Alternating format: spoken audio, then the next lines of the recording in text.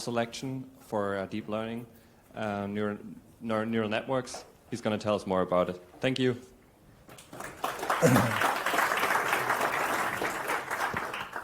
Thank you very much. Can you hear me okay?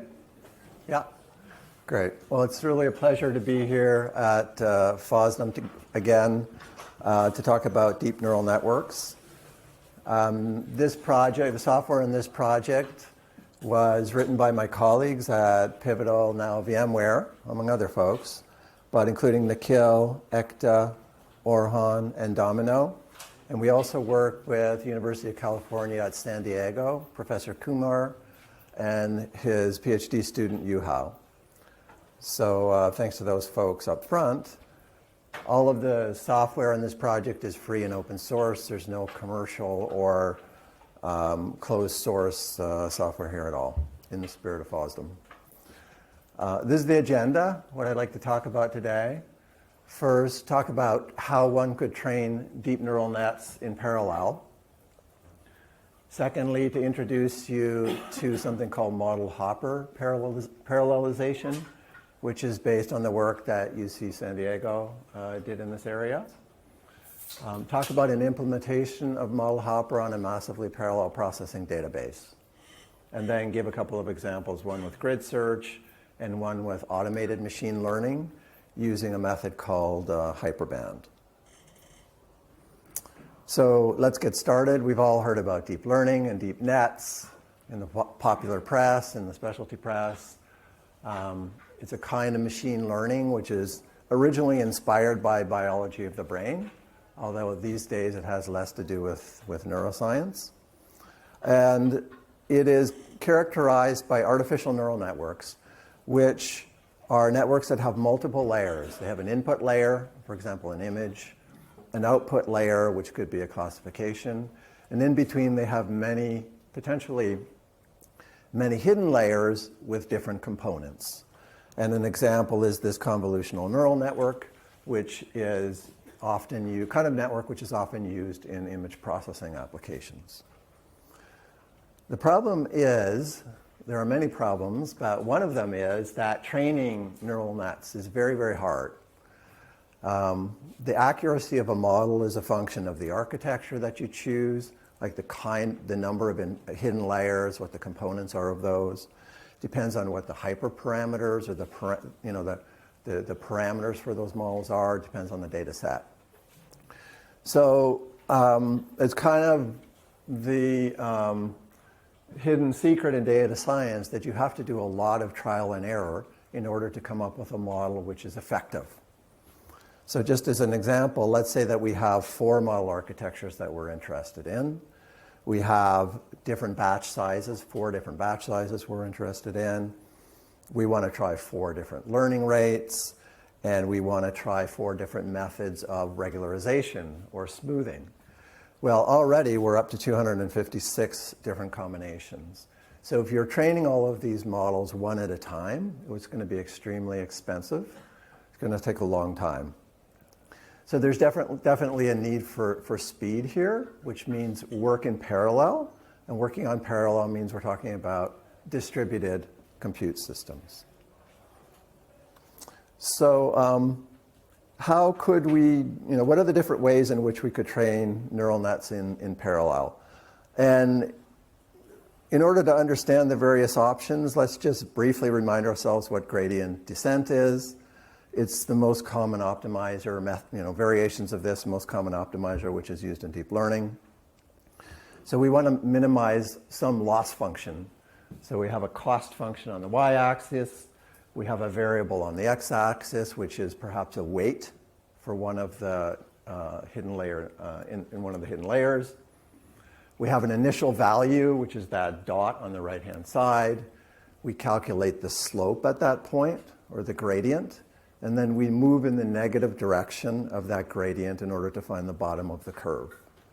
And the size of the steps that we take is a function of what's called the learning rate. So hopefully we get to the bottom of this curve, our model has converged, and it gives us a reasonable answer. Thing is, we often don't operate on single weights at a time. We operate on tons of weights, and we do things in what are called batches or mini batches. So a brief kind of description of mini batch stochastic gradient descent. It's much faster than working on one at a time. So in our data set, we have two features. We have x1 and x2. We have a y value, which is our label. So we're talking about a supervised learning problem. And we have a model that we've initialized. Think of the dot on that curve on the previous slide. We pass that model over this mini batch, subset of the data, and we get a new model. Well, how do we get that model? What we do is we calculate the gradient, which is the slope, and we use eta, which is our learning rate. It's negative because we want to move in the negative direction. So we're moving down the curve. So we do that for our updated model. We get an updated model. Then we take that model, we pass it over the next mini batch. We get a new model. We pass that over the next mini batch, we get a new model. And we continue until we've gone through all of the data, which is called one iteration or one epoch, some people call that. And we do this in a sequential manner. You can visit the data in any order, but you need to sequentially visit all of the data because that's very important for convergence. But you notice we did this on a single machine. So like, how would we do this on multiple machines? How would we run this in parallel? And there's different ways to do this. There's task parallelism and data parallelism.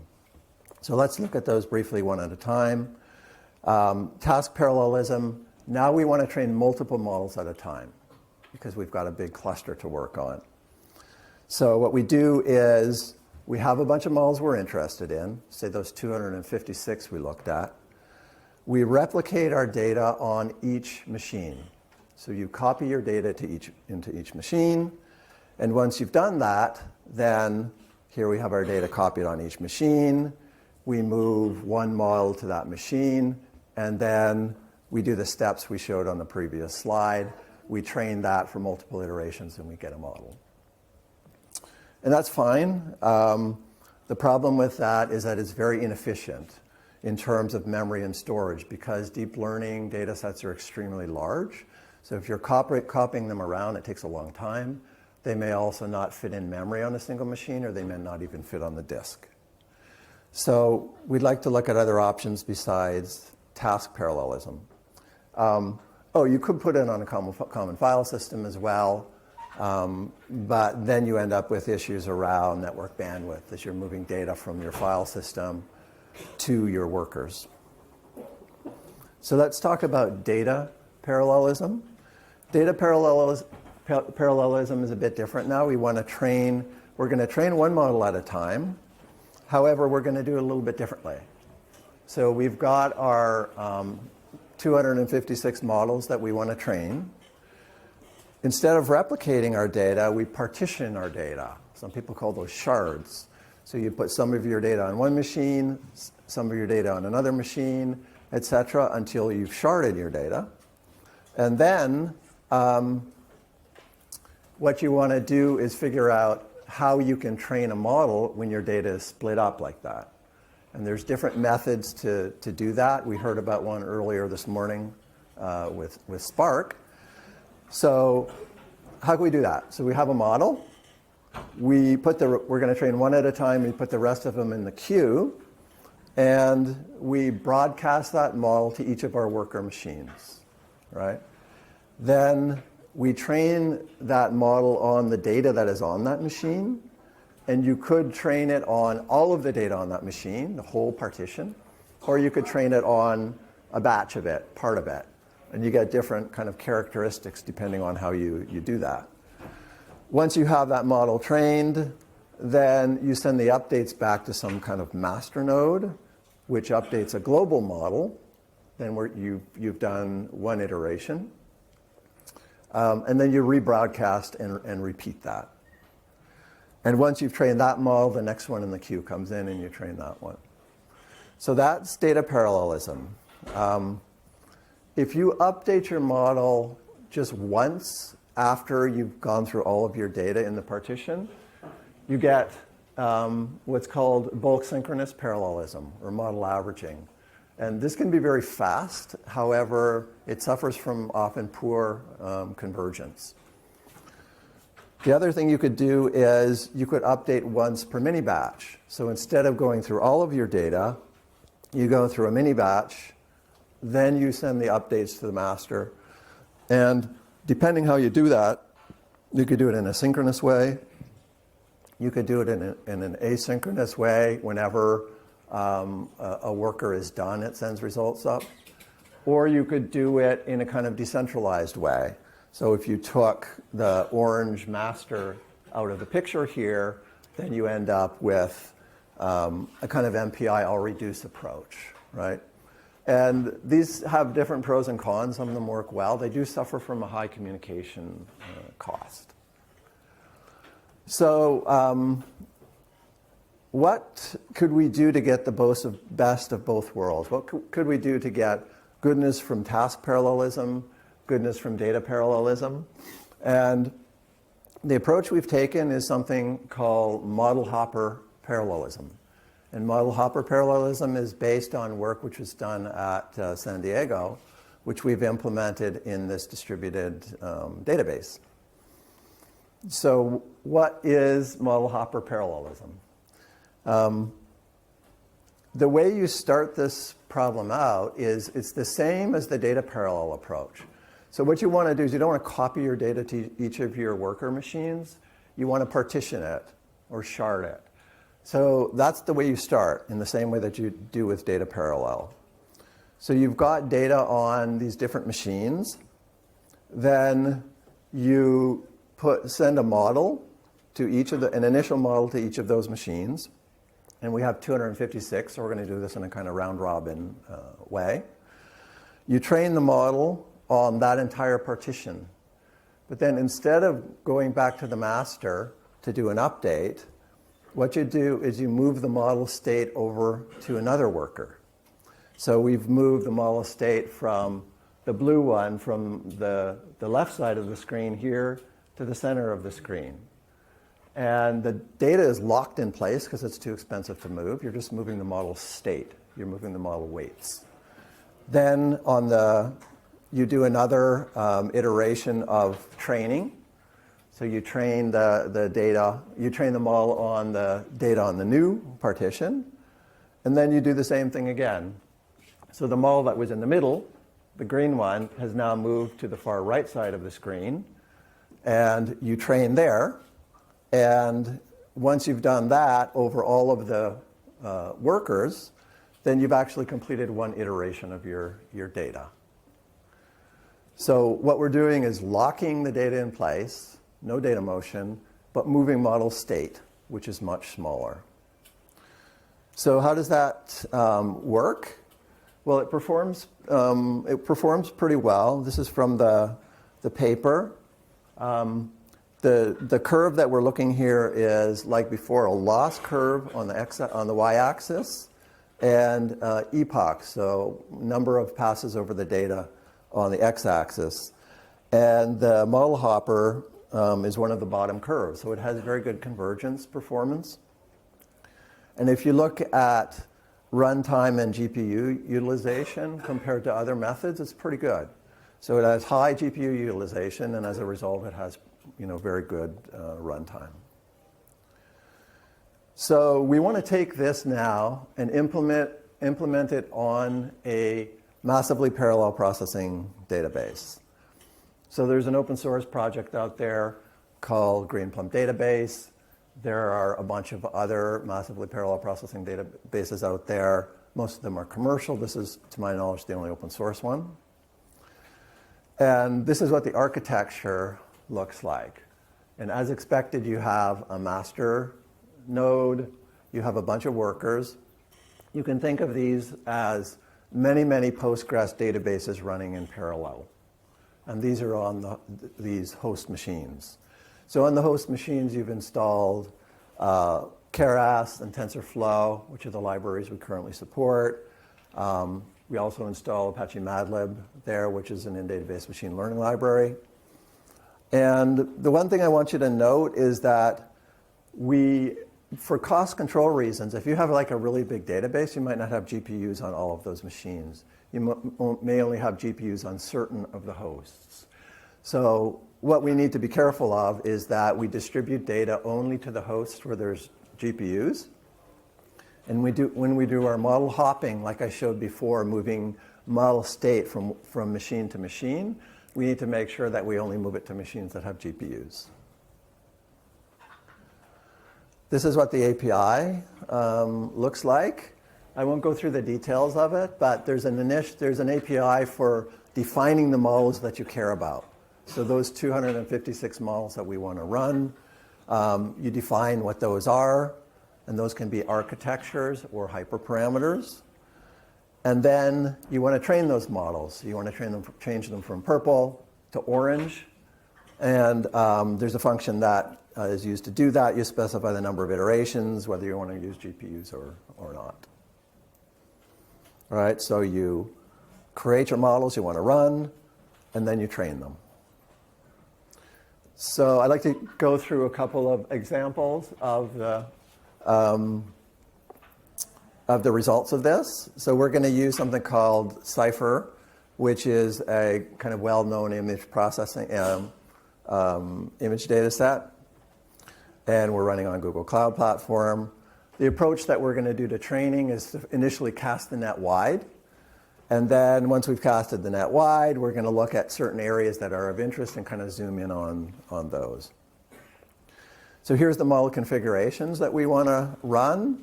We have 3 model architectures we want to run. We have a bunch of optimizers with different parameters, and we want to try 4 batch sizes. And if we do that, that ends up with 96 configurations. So we train those on this parallel database, and we get 96 different curves, right? So we have accuracy on the left side and the loss on the right side. So we might say, oh, why don't we just use the most accurate one? This is the most accurate curve. It's about 82%. But there's a danger in doing that because it may be overfitting the data.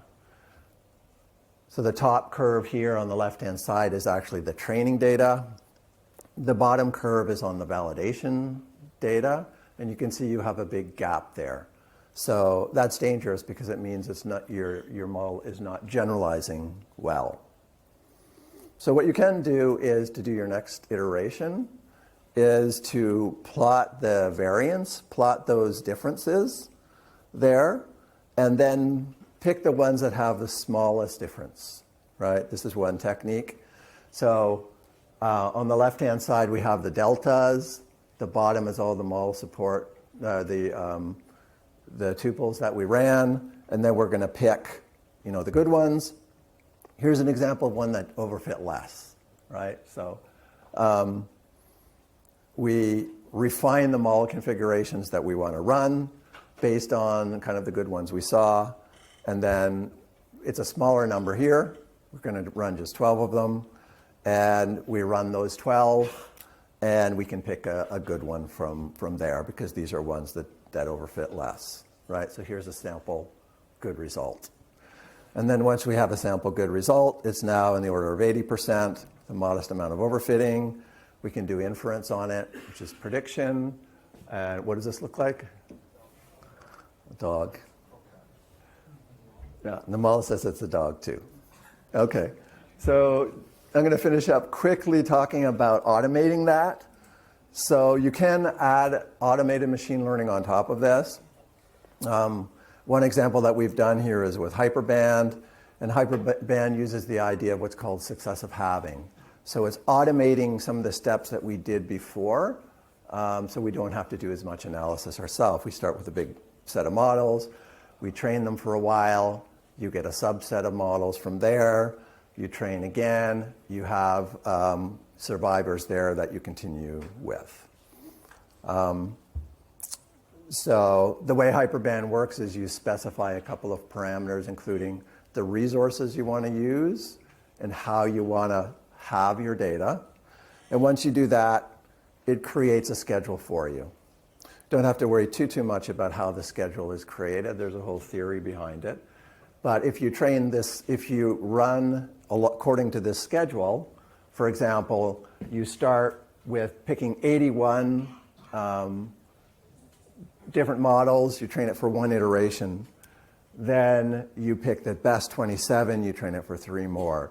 And you proceed through these brackets. Then this is a way of automating the model selection approach. So we do that here. Again, we start with a bunch of model configurations. Now we're not doing grid search. We actually set ranges for things because we need to generate different combinations. And then we run it according to the schedule. And the same thing happens, right? You get a lot of information. You could stop here and say, I'm gonna just go through one pass of my automated machine learning. You could then do another set of the same thing, which is what I did here. So it's the same steps we did before, is we looked at ones that were very good. We kept those. We threw out the ones that are not very good. And then we do another round. And you might run that for much longer, for example, because you have your better models. So once you do that, you rerun and you get better models. And here you can see they're in the order of 80% or so. Here's an example of a model from here with close to 80% accuracy, but very little overfitting. So to wrap up, Model Hopper is an interesting kind of approach for doing distributed training of deep nets. You can implement it in a massively parallel processing database like Greenplum. It works pretty well. It scales very well. You can add automated machine learning methods on top of that so that you have to do less work yourself in terms of selecting good models. And for future work, a short list of things we're working on. We want to improve GPU efficiency because we're working in the database. We're not quite as efficient as the results that show in the paper. We want to add more automated machine learning methods and then add PyTorch support in addition to TensorFlow. There are some references, including some Jupyter workbooks to get started. Thank you for your attention.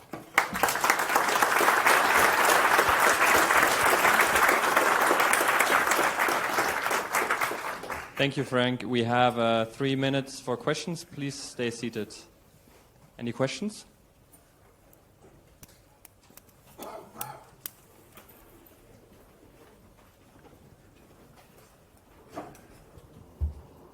Hi. Thanks for the nice talk. With the partitions of mini batches, you said that it's very important that data is processed sequentially, but then Model Hopper distributes the partition in the different worker nodes, but only one of the models is going to start from the beginning and follow the sequential read? Is that an issue, or is the partition in Model Hopper different to the mini batch? It's logically efficient to sequentially going through all of the data. So the question was, is there an issue with visiting the data in the right order or incomplete with Model Hopper? I think that was the question. Yeah, and the answer is that it's logically the same as sequentially going through all of the data. So when you hop from machine to machine, you're visiting a new set of data on that machine, right? So when you finish one iteration, each model has seen all of the data. The characteristic of gradient descent is that it's robust with respect to visit order. So you don't need to visit the data in the same order each time. In fact, it's randomized initially up front before it's distributed. But you do need to visit all of the data because that's very important for convergence. Okay, thank you. You're welcome.